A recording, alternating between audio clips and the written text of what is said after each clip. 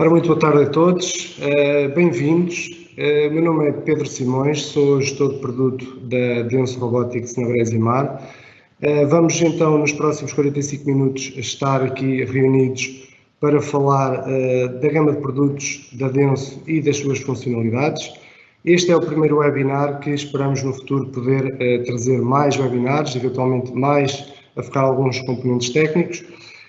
Para este webinar, eu vou ter a participação do meu colega engenheiro Tiago Costa, que vos irá falar mais da parte dos softwares e das funcionalidades, sendo que eu vou começar por fazer uma pequena introdução, quer da Bresimar, quer da Denso, e depois apresentarei todo o portfólio de robôs.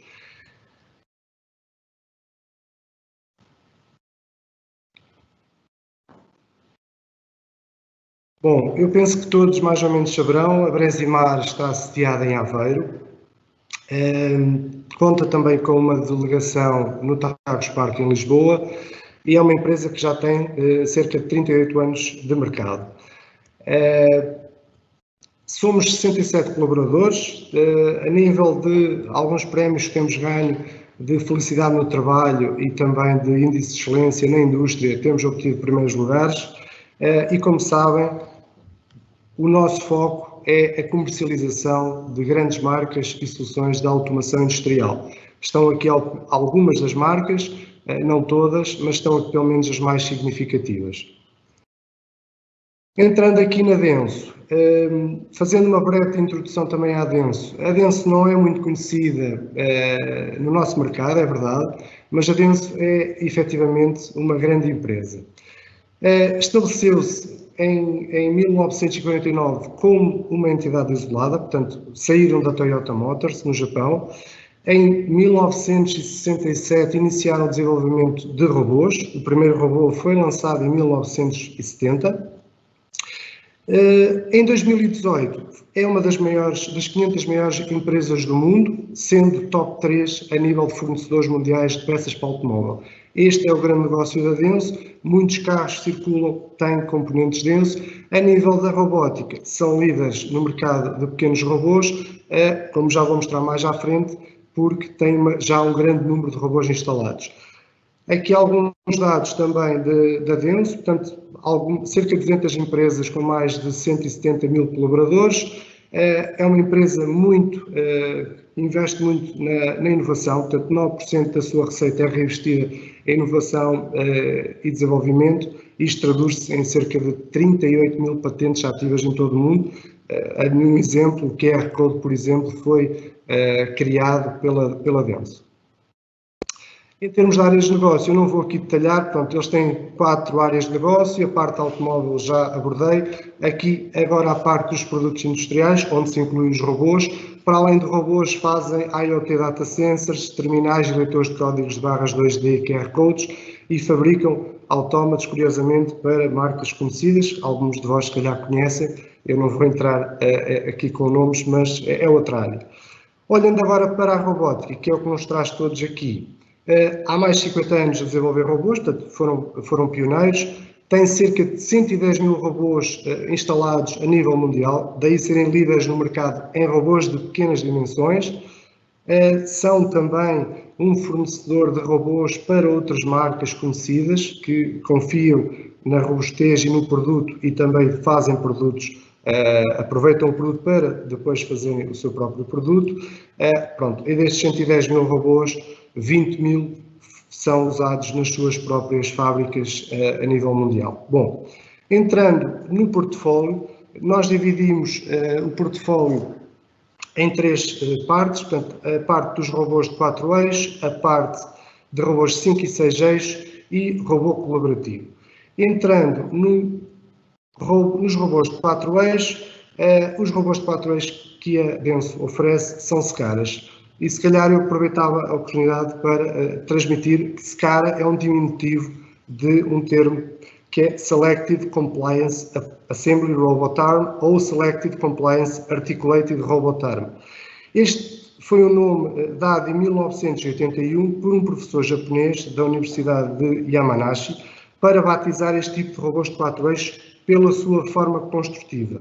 Já nesta altura, a Denso tinha em funcionamento outros robôs, mas lançou o seu primeiro SCADA logo em 1982.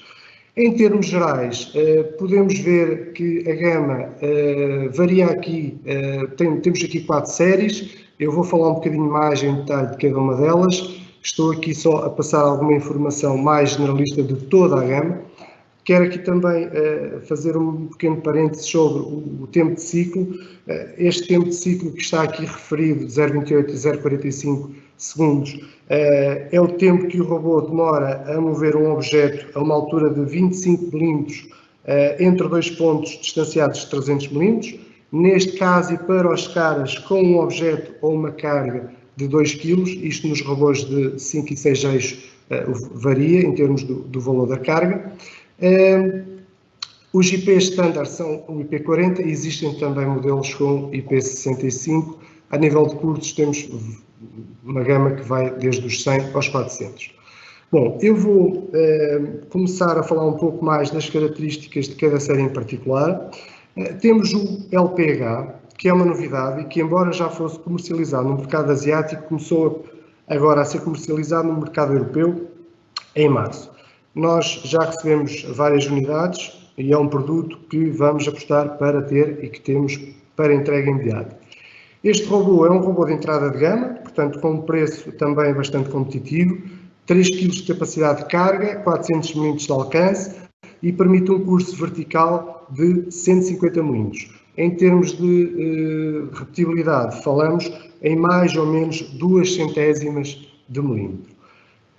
De seguida, temos as gamas ou as séries HS-A1 e HSR, que são robôs para trabalhar continuadamente a alta velocidade e com alta precisão. Aqui já temos alcances que variam desde os 350 aos 650 milímetros e uma capacidade de carga de 5 a 8 kg, consoante podem também ver aqui, portanto, dependendo da série. Sendo que estes são os robôs mais rápidos da gama e mais precisos. Estamos a falar de repetibilidades que podem andar em mais ou menos 1 centésima de milímetro e tempos de ciclo, no caso do HSR, que é o modelo mais rápido, que pode baixar aos 0,28 segundos. Nestas duas séries também já é possível adquirir robôs para montagem normal ou invertida, portanto no primeiro apenas montagem normal, neste já se pode escolher, sendo que conseguimos nestas duas gamas ter cursos verticais entre os 100 e os 320 mm, dependendo obviamente da necessidade da aplicação em causa. Por último, temos a série HM. Esta é a série para aplicações onde é necessário haver uma grande capacidade de manipulação de carga. São robôs que possuem uma excepcional rigidez construtiva que lhes permite manipular cargas de 10 ou 20 kg em cursos que também podem variar de 100 a 400 mm, cursos verticais, obviamente, e onde a repetibilidade está nas 2 centésimas ou 2 centésimas e meia de milímetros. São robôs, efetivamente, muito robustos. Bem, aqui este gráfico traduz um pouco o que eu já mostrei, eu não vou perder muito tempo, portanto, de um lado temos a capacidade de carga, do outro lado, no outro eixo, o alcance. Penso que isto estará mais ou menos explicado, é apenas uma imagem mais visual. De seguida, vamos então falar dos robôs de 5 e 6 eixos da Denso. Todos estes robôs da Denso caracterizam-se por terem corpos extremamente slims ou esguios, que lhes permitem trabalhar em locais com pouco espaço e economizar nas dimensões das células. Em termos gerais, temos também aqui variações a nível de carga consoante os modelos.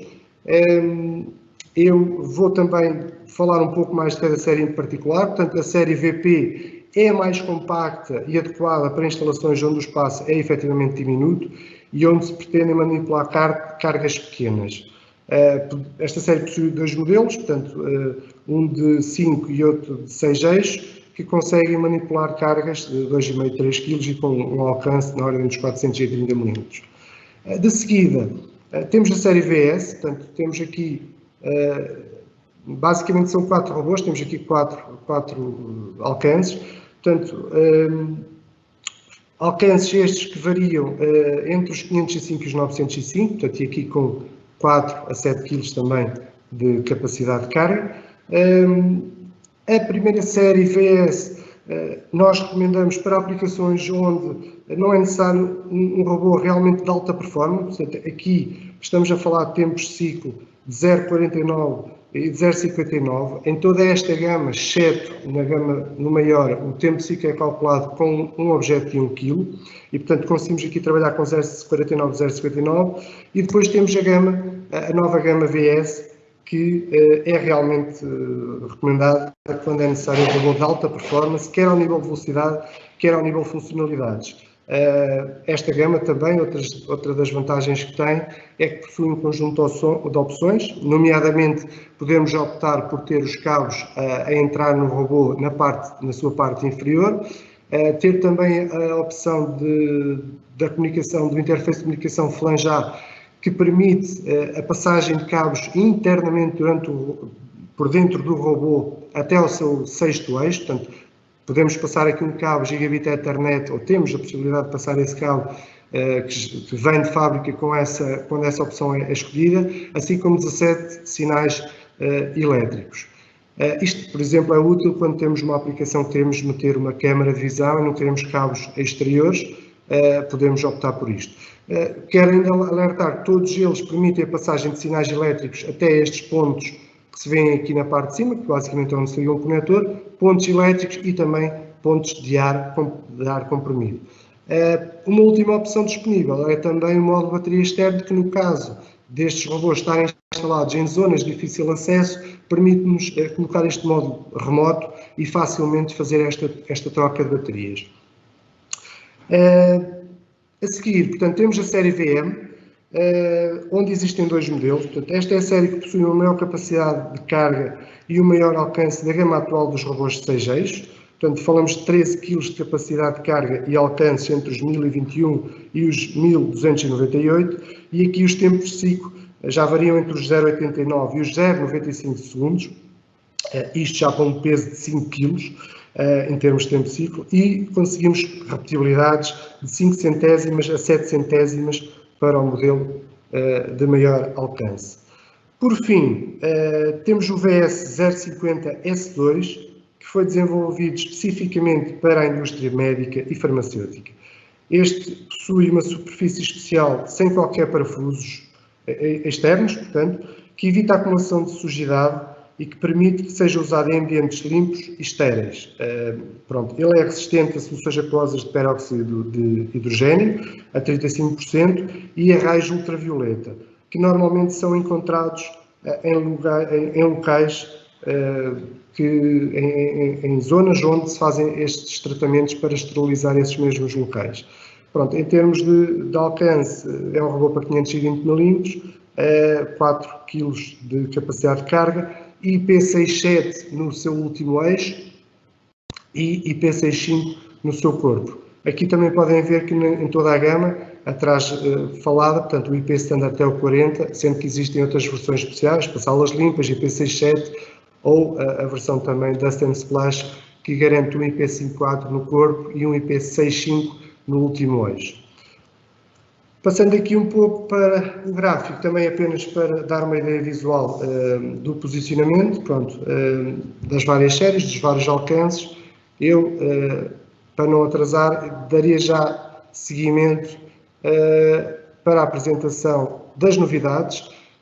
Vamos ter ainda este ano o lançamento de 3 novos robôs, portanto estamos a falar numa gama VM com 2 robôs, os dois de 25 kg, mas um com 1500 mm de alcance e outro com 1800, e uma gama VL de 2500 mm de alcance e com 40 kg de capacidade de carga. Aqui o controlador já será baseado no IPC Back-Off, vai se chamar RC9, o atual é o RC8, que eu irei já falar também de seguida. Estamos a falar de robôs que vêm com, dependendo da zona também, com IP65, 67 ou IP40 na gama VM. Em termos de lançamentos, a gama VM vai ser lançada em dezembro, a gama VL vai ser lançada mais cedo, e está previsto para setembro deste ano. Este robô maior, portanto, é o primeiro que vai ser lançado, é o robô de 40 kg com 2.500 mm de alcance aproximados. Vamos então falar do colaborativo, o Cobota. O Cobota foi desenvolvido, a pensar na estreita colaboração com pessoas, sem a necessidade de serem usadas proteções físicas ou sistemas de segurança. Portanto, falamos em aplicações colaborativas.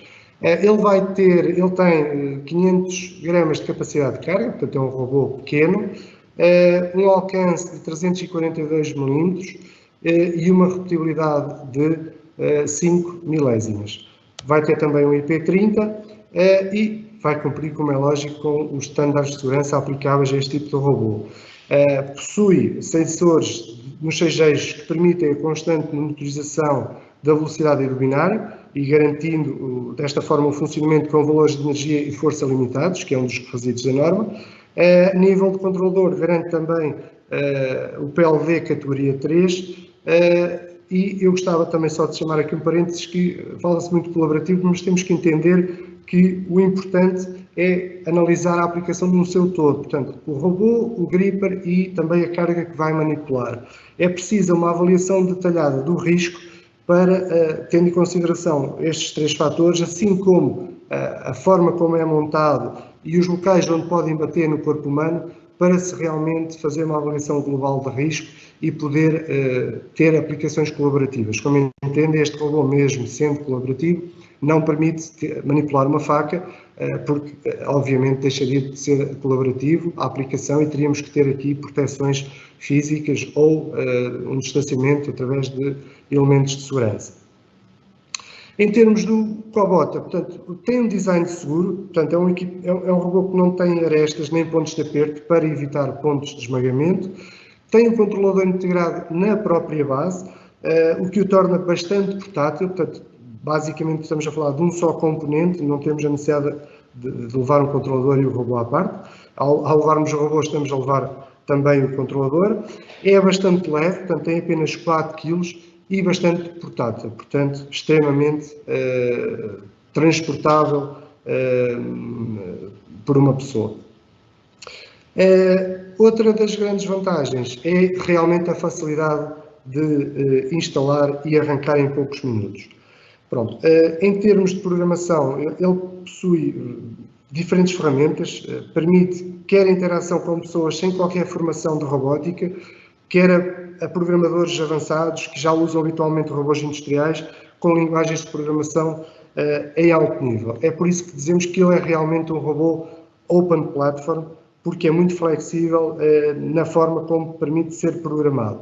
Em termos de versões, existem 2 versões, portanto, existe a versão com o sistema operativo standard, que permite ser programado pelo aplicativo Cobota World, que corre num tablet Android e que permite a programação através de um interface gráfico bastante intuitivo, assim como usando as próprias teclas que ele possui, nomeadamente a tecla de DirectX e a tecla de mais e menos, que permitem a abertura e o fecho do gripper caso ele seja adquirido. Vemos aqui a pessoa a programar e a usar essas mesmas teclas.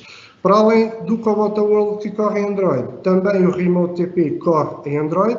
É basicamente transformar um tablet com um aspecto que existe na consola industrial Teach Independent dos robôs industriais da Denso. Portanto, é um software que permite a parametrização, a manipulação também em manual e fazer todas essas funcionalidades através do tablet.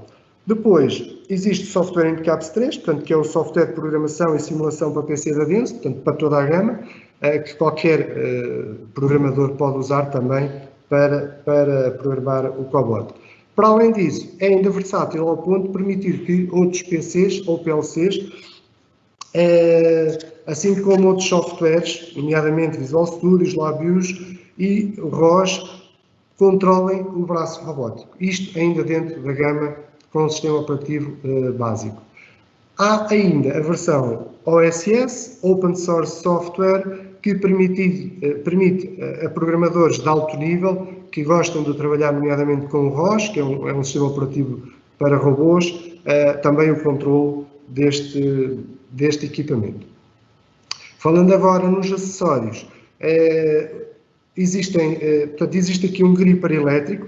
Este gripper elétrico permite fazer força até 20 kg. Esta força pode ser parametrizada no programa, o limite de força que se pretende fazer, e tem um curso de 30 mm. Existe também um gerador de vácuo elétrico que, para aplicações de pick and place, não nos obriga a ter ar comprimido externo, portanto, ele automaticamente gera esse ar comprimido. Temos também a opção da câmara integrada, que pode vir para fazer aplicações ao fim e ao cabo de search and pick. Através da câmara podemos, e do software que pode correr no controlador, fazer essas aplicações mais simples. E também, como opção, existe uma base de apoio para dar uma maior sustentabilidade ao robô quando o posamos em cima de uma mesa. Falada a gama dos robôs, vou agora falar um bocadinho também do controlador. O controlador da Denso é um controlador muito compacto, portanto, é um controlador que permite controlar até 8 eixos e que tem dimensões de 357 por 320 por 94. Comparado com alguns outros de mercado, realmente é um controlador dos mais compactos, tem apenas 10 kg de peso, o que se traduz numa significativa poupança de espaço. Outra das vantagens e facilidades é que realmente este controlador é o mesmo para toda a gama da Denso, exceto o Cobota, naturalmente, que já tem controlador integrado. Todos os outros robôs atualmente no mercado usam o mesmo controlador. Em termos de estándares e certificações, pronto, cumpre com todas elas. Permite também a comunicação por diversos protocolos. Permite, como já disse, também a linguagem, não disse, mas acrescento, também permite a linguagem e a programação em alto nível, tanto pelo software como o controle por outros equipamentos, e tem a alimentação 230, que é, no nosso entender, também uma vantagem para células de pequenas dimensões, dado que não há necessidade de fazer alimentação trifásica. Olhando aqui para toda a parte de ligações do controlador, este controlador possui de base uma porta Gigabit Ethernet, uma porta RS232, duas USBs e duas slots PCI Express livres, que podem ser usadas quer para cartas de comunicação, que já falámos e que podem ver aqui na parte inferior, portanto as PCI estão aqui, quer para cartas de I/Os adicionais.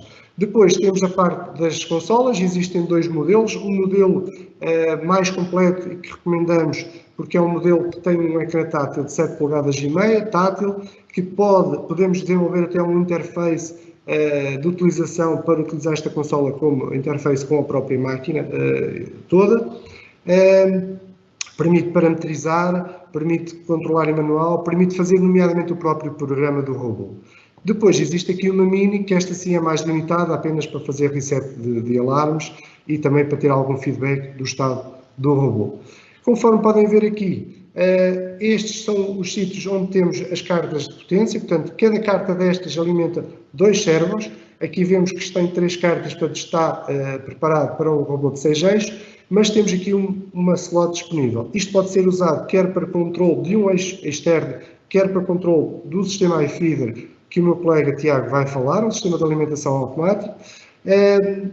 E vemos também aqui, portanto, basicamente é necessário também escolher depois o comprimento de cabos que queremos entre o controlador e o robô. Existe aqui um conjunto de fichas standard também que tem as entradas e saídas digitais do sistema e também as livremente programáveis. Existe aqui a câmera que pode ligar à porta Gigabit e, como o meu colega também vai falar, temos um software que faz o processamento das imagens e que pode dar logo comandos ao robô diretamente sem necessidade de um processador externo. Eu não vou falar aqui de software, já é a parte que o meu colega falará. Falta-me aqui falar apenas da parte do opcional Safety Motion. Portanto, isto é um módulo opcional, este sim não está incluído no pacote base e é um módulo que expande as funções de segurança que o controlador e que o robô podem ter. O meu colega também falará disto, eu vou deixar esta parte para ele. Pronto, eu, antes de passar ao meu colega Tiago, relembro que podem desde já colocar algumas questões. que tentaremos responder na sessão final destinada a perguntas e respostas. E pronto, da minha parte despeço-me, mas volto já de seguida para falar convosco. Até já. Boa tarde a todos. O meu nome é Tiago Costa, eu sou engenheiro de automação e robótica aqui na Bresimar e trabalho na assistência técnica dos robôs denso. Hoje, nesta secção, venho-vos falar dos programas, das funcionalidades e de algumas soluções integradas que consistem em soluções de visão. Eu vou inicializar com os softwares. Falando inicialmente dos softwares, eu aqui vou focar-me essencialmente no INCAPS 3, que é o software de programação dos robôs densos. Nós temos aqui um lançamento em agosto de 2020, que é o INCAPS Plus, que é, digamos, um complemento ao INCAPS 3, que terá algumas funções extra e provavelmente também já condicionará a chegada dos novos robôs. Além deste INCAPS 3, irei falar do RC Vision e do Arduino 2 SDK. Como nós podemos ver, pois já há aqui outros pacotes de software, seja para adicionar simulações, para ter controladores remotos, ou para ter ferramentas de visualização, de manutenção, ou de controlar o robô via smartphone. Falando no INCAPS 3, como estava a dizer, é o software de programação, mas faz muito mais. Isto é o software que é utilizado em fase pré-projeto, ou seja, para simulação, para programação, para visualização de alguns I/Os. Também permite depois a manutenção. Algumas das opções que nós temos a programação com recurso a templates, que pode facilitar a fase inicial de programação, ou seja, há templates para pick and place, para sistemas de visão e para sistemas de paletização, por exemplo. Com este software também podemos fazer o backup dos dados do controlador.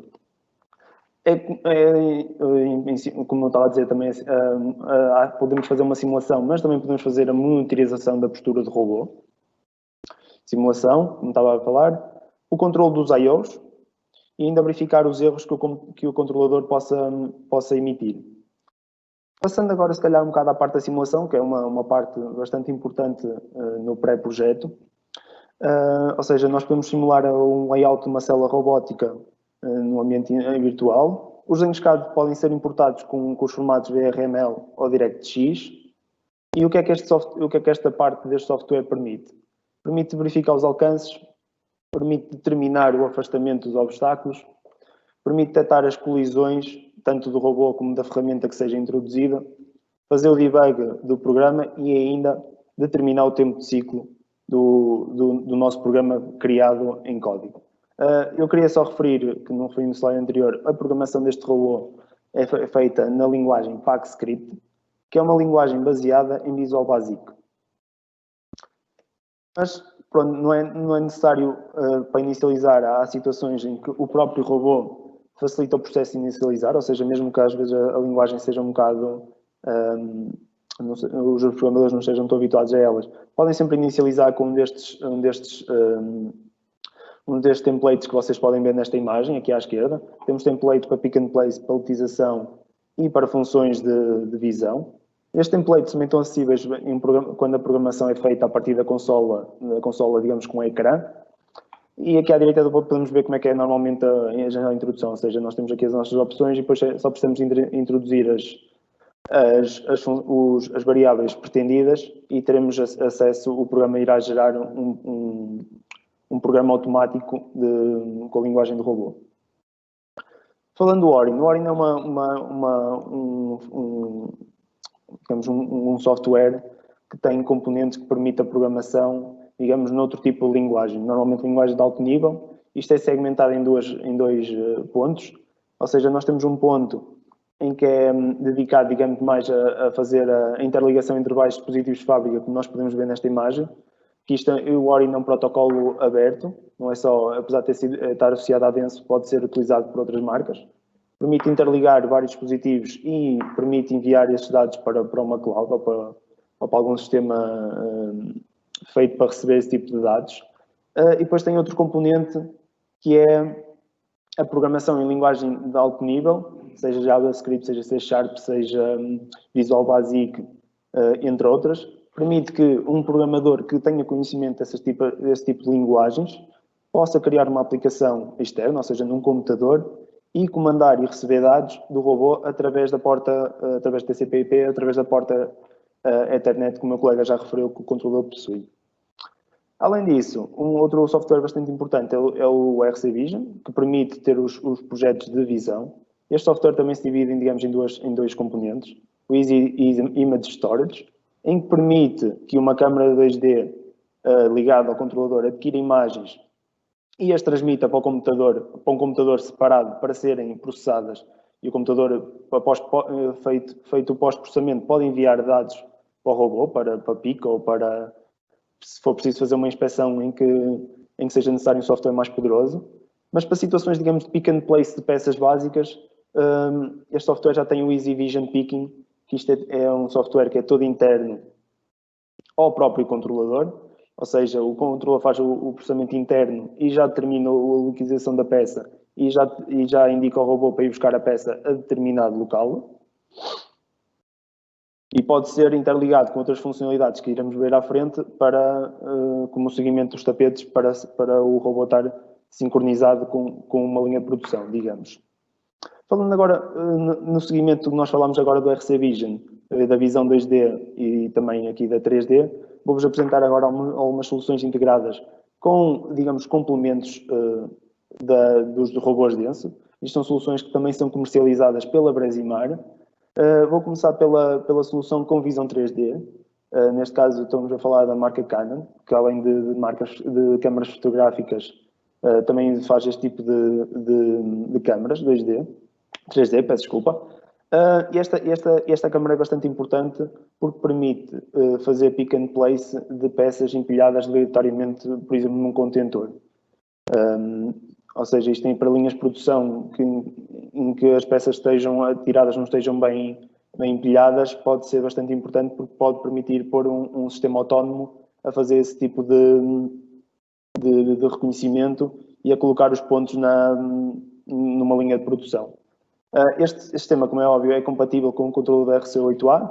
Nós nesta imagem aqui em baixo podemos ver como é que o sistema funciona, ou seja, nós temos a câmara que está ligada a um PC externo, tem que ser externo porque exige muito poder de processamento, que por sua vez está ligado ao controlador RC8 que comanda o robô. Isto já existe claro, programas feitos para a interface destes dois componentes, daí que seja fácil a aplicação. Outra alternativa à visão 3D, peço desculpa, primeiro eu tinha aqui o vídeo, onde podemos ver esse exemplo, onde temos a câmara a fazer o reconhecimento de peças 3D que estão aleatoriamente empilhadas e a levar para fazer uma inspeção numa outra câmara. Falando agora da solução com visão 2D. Neste caso, nós temos a solução que nós fornecemos é o iFeeder, que se divide em iFeeder, que é o componente que vocês podem ver nestas imagens, que é um transportador de tela, que é este sistema branco. Pode ter várias texturas e vários materiais. E depois tem o sistema interno de agitação. Além deste sistema, nós temos o mini iFeeder, que iremos ver no vídeo seguinte, que é só constituído por um sistema de agitação. Ou seja, o que é que este sistema faz? Este sistema movimenta as peças de forma a agitá-las e a tentar reposicioná-las de uma forma que uma câmara 2D, este sistema é com uma câmara 2D, possa vê-las e o robô consiga apanhá-las na posição em que elas estão. Este sistema não é bem como o anterior que eu apresentei, este é completamente integrado no controlador RC8A e com os robôs denso, ou seja, tanto a câmara como o sistema de iFeeder está ligado a um controlador que tem que ser especial para controlar estes externos, mas está tudo integrado no mesmo sistema. Isto pode ser importante para soluções em que digamos, a dimensão de uma célula pequena, pode ser bastante importante, até porque o próprio controlador não é já por si muito grande. Aqui nós temos um vídeo onde podemos ver aqui à esquerda o mini iFeeder, que eu estava a falar, que é só constituído por um sistema de agitação, e à direita podemos ver o sistema de iFeeder normal, que tem uma tela, esta tela branca, e depois tem o sistema de agitação, como podemos ver agora. Ele tenta reposicionar as peças na posição que consegue apanhar, ou seja, quando elas estão horizontais, e executa o seu pick and place.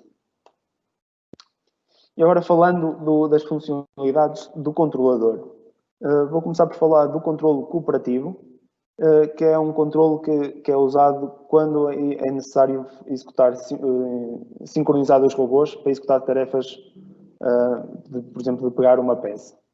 Ou seja, tanto pode haver uma situação em que uma peça seja muito grande para ser pegada por apenas um robô, ou muito pesada e também pode ser necessário 2 robôs. Este software garante a sincronização entre eles para garantir, por exemplo, que a peça não sofre torções. Isto é uma opção, é uma funcionalidade opcional que exige a aquisição em que um robô tenha um CPU mais potente para servir de master. Além do controle cooperativo, nós também, para funcionar com 2 robôs, temos o controle exclusivo. Isto é um controle também para um bocado para prevenção de colisões. O que é que este controle exclusivo garante? Garante que neste cubo, como podemos ver nesta animação, apenas um robô pode entrar ao mesmo tempo. Ou seja, o outro robô vai esperar fora do cubo, enquanto o segundo robô está a fazer lá um certo trabalho. E garantindo que não existe conflito ou colisão entre esses 2 robôs. E no seguimento do que estava a falar da detecção de colisões, a Denso ainda tem um software ainda mais, digamos, com maior precisão, que é o Virtual Fence, que através de simulação, ou seja, nós podemos definir uma ferramenta, podemos definir a célula, o layout da célula circundante e fazendo a modelação em 3D de cada objeto, o InCaps, neste caso não, esta funcionalidade da Virtual Fence, consegue determinar se o robô vai embater e previne que o robô vá para essa posição. Neste caso, garantindo que não existem danos no próprio robô, nem nos objetos circundantes. Esta também é uma opção, é uma funcionalidade opcional, mas o que vem de standard do robô é esta detecção de colisões. O que é que esta detecção de colisões faz? Não previne que o robô colida, só que se nós tivermos, digamos, se nós soubermos exatamente um set point de força que o robô exerce no seu movimento normal, podemos definir um valor ligeiramente acima e caso haja uma colisão, ou ele detecta uma colisão, realiza uma paragem de emergência. Esta funcionalidade, em alguns casos, pode prevenir que aconteçam danos maiores no próprio robô. E às vezes, quando há danos maiores, pode-se partir o motor, pode-se perder a calibração e com esta funcionalidade pode haver situações em que isso pode depois não ser necessário. Falando, como o meu colega tinha dito, um controlador RC8 pode controlar até 8 eixos, o que significa que nos robôs de carga de 4 eixos pode controlar em simultâneo dois robôs. Isto tem bastante desvantagem em termos de complexidade e custos, porque se formos a ver é só um controlador, só utilizamos uma placa de expansão, por exemplo, de comunicação de protocolo industrial, só usamos um multi-dependent e depois a própria programação é feita toda no mesmo controlador. Eu de seguida tenho um vídeo onde vou mostrar esta função e as funções que foram apresentadas anteriormente, porque tendo uma situação do alarme, as funções de controle cooperativo e controle exclusivo e Virtual Fence tornam-se funções bastante interessantes de ter em conjunto. E o próximo vídeo demonstra exatamente isso. Ou seja, nós podemos começar a ver o controle exclusivo, em que um robô só vai para aquela posição quando o outro sai de lá.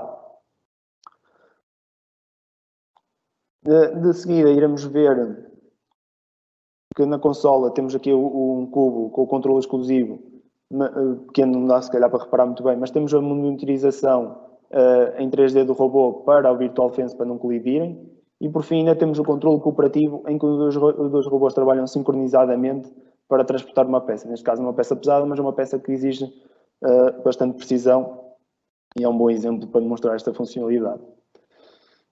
Falando de outras funcionalidades, temos o acompanhamento, a monitorização de tapetes ou mesas indexadoras.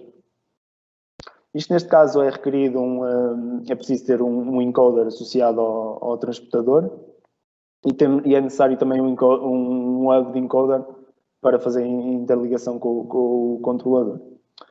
Estas funcionalidades, como podemos ver pelas imagens, permite que o robô possa estar a fazer pick and place num tapete em movimento. Além disso, isto é uma funcionalidade opcional.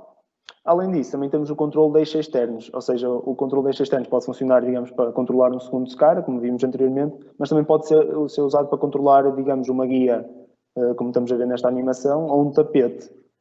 Isto também tem que ser uma funcionalidade que tem que ser pedida de fábrica, porque exige que o controller já venha preparado para acomodar esse eixo extra.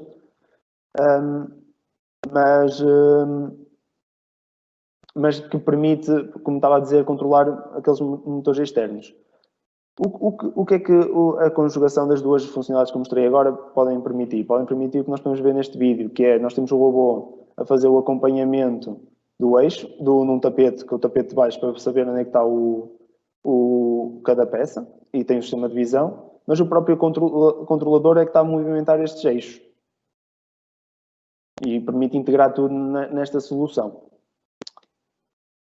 Para situações em que seja exigido um controle de força, ou seja, para posicionamento de peças, nós temos, digamos, duas funções. Eu vou começar por apresentar esta compliance function, em que permite de forma um bocado grosseira, não é um sensor de precisão, vamos dizer assim, mas é uma funcionalidade com standard e através da monitorização do corrente de juntas já permite ter uma aproximação da ideia ao limitar a força que queremos que o robô exerça para evitar danos na peça em que estamos a colocar. Para casos onde seja exigido uma precisão maior, aí sim o que recomendamos é a utilização de um sensor de força, que tem uma precisão muito maior, onde podemos exercer, digamos, a força com a solução que o sensor permite.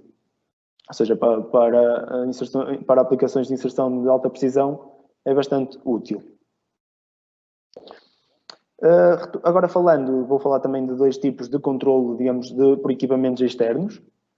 Primeiro, um controle por PLC, que isto é um controle que, caso exista uma placa de comunicação de Profinet, Ethercat ou Ethernet IP no sistema, podemos controlar o robô por um PLC que seja compatível com estes protocolos. Isto é bom para situações em que o programador, se calhar, não está tão familiarizado com a linguagem de programação de robô, mas está familiarizado com uma linguagem de programação de PLC. Ou vai programar, ou já tem um PLC no sistema, e permite-lhe fazer o código todo no PLC, efetivamente descartando a utilização do código de robô. Neste caso, existindo uma biblioteca de funções dadas pela Denso, permite programar nas linguagens de programação de PLC que todos conhecemos, Ladder, Function Block Diagram, ST e as outras linguagens que existem no IEC 61.121.3. Além disso, ainda temos a opção de usar um IPC ou um controlador externo para fazer o controlo cinemático e dinâmico do robô, ou seja, para fazer a configuração cinemática e depois controlar dinamicamente o robô e sincronizá-lo com outro tipo de equipamentos. Isto efetivamente põe, digamos, a inteligência do movimento num PC externo, pode ser mais potente que o controlador existente, ou seja, até poderemos ter melhores resultados usando um equipamento externo, e além disso, como estava a dizer, permite a sincronização com outros equipamentos. Neste caso temos à direita um XTS a back-off, e neste vídeo podemos ver que à medida que o XTS vai andando, o robô consegue acompanhar o próprio movimento do XTS e tem uma sincronização muito mais precisa e se calhar mais fácil de implementar, porque é tudo feito num único sítio e num único controlador.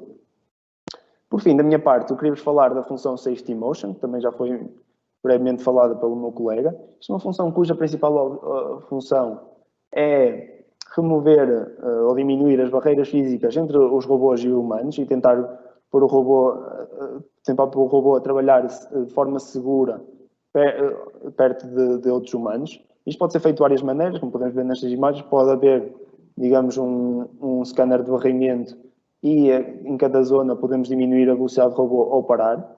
O robô depois pode retomar sozinho ou entrar em paragem de emergência. Podemos também, não sei se conseguem ver em casa, tem aqui um quadradinho, um cubozinho vermelho. Ou seja, podemos também limitar o próprio volume de trabalho do robô e também ligar a barreiras de segurança para detectar se algum humano infringiu a zona de segurança. Será sempre necessário um PLC de segurança ligado ao controlador RC8, ao controlador denso, para fazer a interface com este tipo de equipamentos de segurança, seja leiras, seja barreiras. Além disso, este sistema, a função Safety Motion, tem um nível de desempenho de segurança PLD OSIL 2. Queria agradecer pela vossa participação. Vamos agora dar início à sessão de questões e respostas.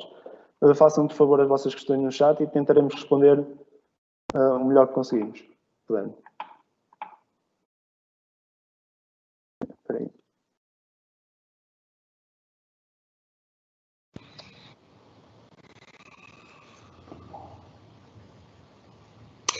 Ora, viva mais uma vez.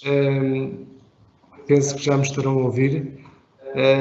Eu gostava de aproveitar esta fase para pedir que realmente coloquem algumas questões para nós também podermos tentar esclarecer essas dúvidas. Eu queria só salientar que os produtos da Denso têm 2 anos de garantia, portanto a parte dos robôs industriais tem 2 anos de garantia. E são robôs que quase não necessitam de manutenção, portanto, a única coisa que a Denso recomenda é a troca da bateria do braço de 2 em 2 anos, sendo que os motores têm já a lubrificação para a vida.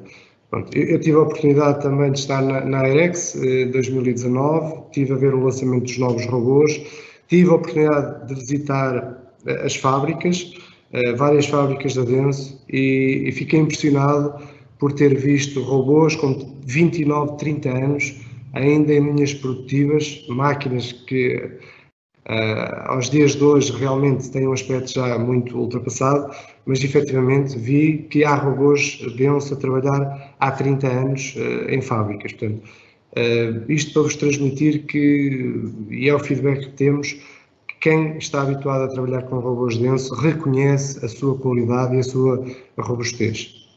Bom, eu vou aqui ver que questões é que já temos colocadas. Pronto, há aqui uma pessoa que coloca uma questão, se seria possível saber quais as limitações para não se ter robôs colaborativos de maior capacidade de carga. Pronto, é uma boa questão, é uma questão de difícil resposta, porque dependemos obviamente da gama de produtos que a Denso lança. Eu estou convencido que o Cobota foi o primeiro colaborativo, mas que efetivamente há uma tendência mundial de apostar sempre que possível na robótica colaborativa, e estou convencido que num futuro vão existir mais modelos de maior capacidade de carga e de maior alcance também. De momento é apenas o modelo disponível, também nós gostaríamos no futuro de ter mais opções, um portfólio maior para apresentar ao mercado. Temos aqui uma outra questão, portanto gostaria de saber se os robôs colaborativos podem ser usados em soldadura. Ora bem, é como eu disse há pouco, toda a aplicação não é por termos um robô colaborativo que podemos usá-lo sem guardas ou sem proteções. Qualquer tipo de aplicação ou qualquer tipo de gripper ou ferramenta que possa provocar lesões no ser humano, tem que ser, tudo isso tem que ser avaliado e tem que ser tomadas medidas para garantir que, ao haver um embate, esse embate seja muito controlado e há limites mesmo de força de embate distintas consoante a zona do corpo. A parte da soldadura, eu penso que pelo tipo de arco que cria e tudo mais, na minha ótica não será realmente a solução mais adequada para uso colaborativos, sendo que a minha resposta é um pouco pessoal, não sei se já haverá algumas soluções no mercado de robôs colaborativos a fazerem soldadura.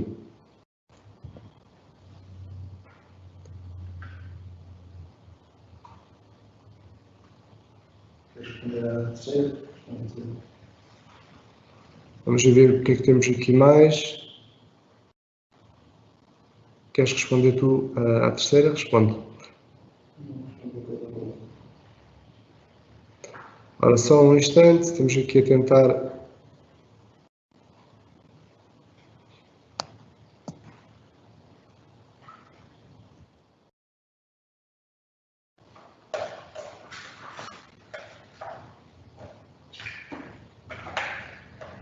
Pronto, estamos aqui uma outra questão, se no SCAR HM temos a opção de controle de força. Sim, nós podemos fazer o controle de força, aliás, os SCARs são robôs com menos eixo e especialmente no eixo vertical é possível fazer um controle de força. Agora, como disse o Tiago, existe uma grande diferença entre o controle de força que se consegue fazer apenas pelo limite da corrente das juntas, comparado com a outra alternativa, que é usar, neste caso num SCAR, no quarto eixo, um sensor de força. Portanto, conseguimos ter precisões distintas, mas é possível fazer controle de força num SCAR HM.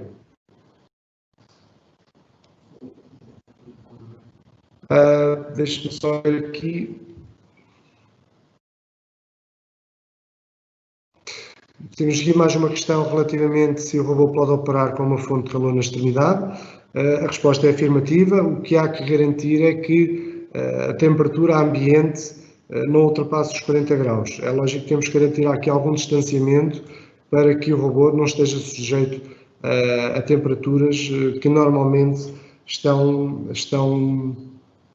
de 0 a 40 graus. Ora, mais aqui uma... Deixa-me só dar aqui uma indicação adicional relativamente a esta questão da fonte de calor e da dissolvura feita anteriormente. No caso dos robôs da Denso, nos colaborativos, pronto, é a limitação sempre da carga. No caso, não sei se a questão aqui da questão da fonte de calor também põe-se com a soldadura. Os robôs Denso, há um tipo de soldadura que penso que seja TIG, terei que confirmar mais tarde, que não permite esse tipo de soldadura por causa das interferências da própria máquina, que geram interferências com encoders. Mas é um tipo de soldadura, eu neste momento não estou recordado em qual delas em específico é, se é TIG, se é MIG, penso que seja uma dessas duas, mas na sequência destas questões só queria alertar para essa situação. Eu só queria também retomar aqui uma questão do Filipe Cordeiro, que perguntou que se o robô que é eco-friendly já se encontra implementado no mercado, em que áreas é mais utilizado. Queres responder tu, Luís Pedro? Ele implementado como a capacidade de carga é algo reduzida, como vimos, ele pode ser aplicado em situações seja de pick and place de peças leves, porque tem capacidade para isso. Pode fazer situações, por exemplo, de inspeção. A própria Denso tem bastantes use cases que demonstra do Cobot, onde tem, por exemplo, o Cobot a fazer crimping de cabos, ou análise de cabos flexíveis. Eles tinham essa demonstração agora recentemente, para fazer estampagem, eu não quero dizer, para carimbar folhas. Isto são às vezes demonstrações que são feitas em feiras, mas depois há outros tipos de aplicações que podem ser usadas em modo industrial. Em modo académico também é um robô bastante interessante, porque é bastante leve, é portátil, como o meu colega disse, é 4 kg, e é alimentado diretamente por uma fonte de alimentação também pequena de um computador, e depois permite vários modos de programação, ou seja, mesmo interface com ROS, que para algumas organizações pode ser bastante interessante, ou para as academias, para ensinar os alunos a programar neste tipo de framework. Nós temos agora aqui outra questão. Um dos componentes essenciais são os grippers, que dependem do tipo de objeto a manipular e da força do gripper, admissível para agarrar o objeto e deslocá-lo ao destino. Qual a tecnologia Denso para os grippers? Como obter o gripper certo para uma aplicação específica? A Denso não vende, mas é noutro tipo de mercados. Aqui na Europa só vende os robôs, não se foca nos grippers. Agora o que vende é flanges, como o meu colega falou, vende flanges que permite, digamos, utilizar grippers de outras marcas. Ou seja, se quisermos usar um daqueles grippers mais, por exemplo, os mais caros de outras marcas que requerem, por exemplo, comunicação Ethernet, o Cadenso tem a opção, tem uma flange em que já passa internamente o cabo gigabit, tem uma porta RJ45, ou RJ45 ou M8 Ethernet, já agora não tenho a certeza, e permite fazer a comunicação flange até à traseira do robô com, não queria dizer flange, queria dizer assim, gripper e flange até à traseira do robô de forma interna. Agora, relativamente à força do gripper, estava nesta questão. Pronto, a questão da força do gripper não se põe, porque, como estava a dizer, a Denso não vende esse gripper. O gripper tem que ser adquirido a outra marca. Nesse caso, é possível aceder às variáveis de controle de força para parametrizar as ações de robô. Isto vem na sequência de uma questão, se o SCAR HM tem controle de força. Sim, isto para controle de força interno do robô sem sensor de força. Há uma função, que era a função que eu apresentei do Compliance Function, que tem vários parâmetros. Sendo o SCAR um robô de 6 eixos, em que são 4 eixos, sim, 4 eixos, em que um é linear e 3 são circulares. Se for o controle de força no eixo linear, facilita bastante este processo, porque a forma como as parametrizações estão feitas, a otimização deste controle de força sem sensor fica facilitado. Mas digamos que esta função, só para resumir, esta função tem, digamos, 6 parâmetros, e se forem bem afinados, é possível ter boas precisões, ou precisões se calhar aceitáveis para muitas aplicações com o robô standard. Ok, aqui há uma reformulação da pergunta, que eu mencionei soldadura, e quando se falava em altas temperaturas queriam mencionar um forno. Esta questão da temperatura elevada, sim, no momento não teremos que verificar, e poderemos entrar em contacto com o proponente da questão para tentar responder, mas no momento neste momento não consigo ter essa informação de cabeça para conseguir responder. E a última questão que nós temos é: qual é o material do eixo Z do SCAR HM com IP65? O material, deixa eu ver se aqui no catálogo tem alguma coisa.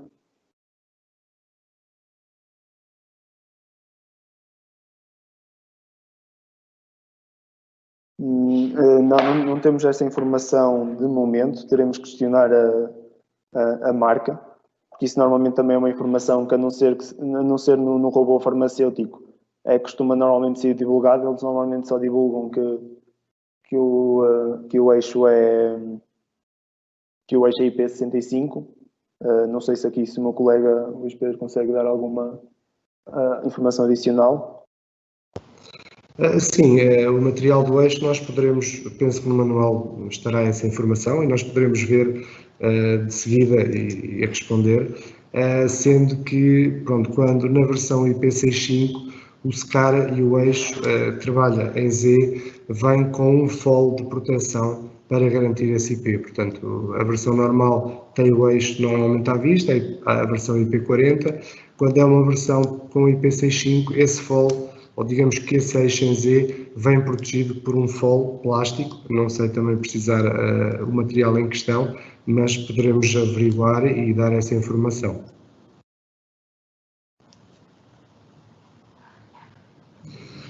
Não sei se alguém tem mais alguma questão que queira colocar.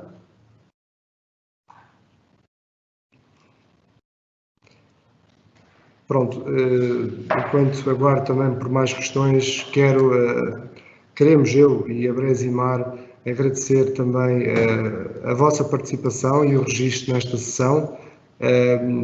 No nosso entender, superou muitas expectativas, tivemos muitas pessoas a assistir, o que também para nós nos dá ânimo para pensarmos já em futuras atividades deste tipo.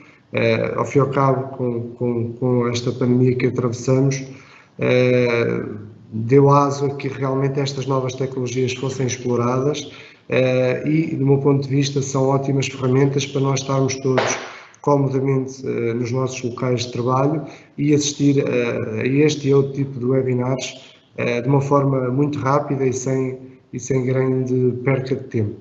São muito práticos. Pronto, sim, depois vamos enviar esta informação, este webinar também por e-mail e a informação que ficou pendente aqui de algumas perguntas que nos foram colocadas. Gostava realmente de saber se existe ainda mais alguma questão antes de dar por terminada a sessão. Vou só aqui ver se mais alguém...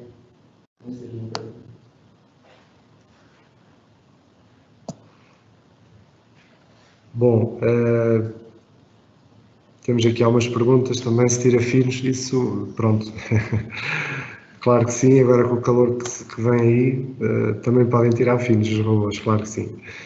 Bom, não havendo mais questões, muito obrigado por terem estado aí desse lado, da nossa parte foi um gosto, estamos disponíveis para qualquer questão ou qualquer dúvida que surja no futuro ou para qualquer necessidade a nível comercial, portanto têm o meu contacto e poderão ligar-me também para falar pessoalmente ou enviar-me um e-mail. Da minha parte, obrigado. Tiago, também? Sim, também queria agradecer a participação às pessoas que tiveram a assistir a este webinar. Qualquer questão, estamos sempre disponíveis. Eu vou aqui partilhar novamente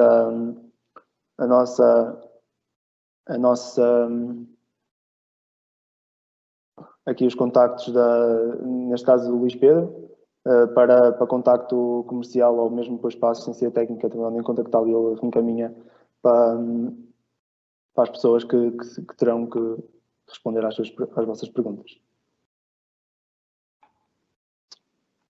Pronto. Então, obrigado a todos, até uma próxima e qualquer necessidade, contem connosco. Boa tarde.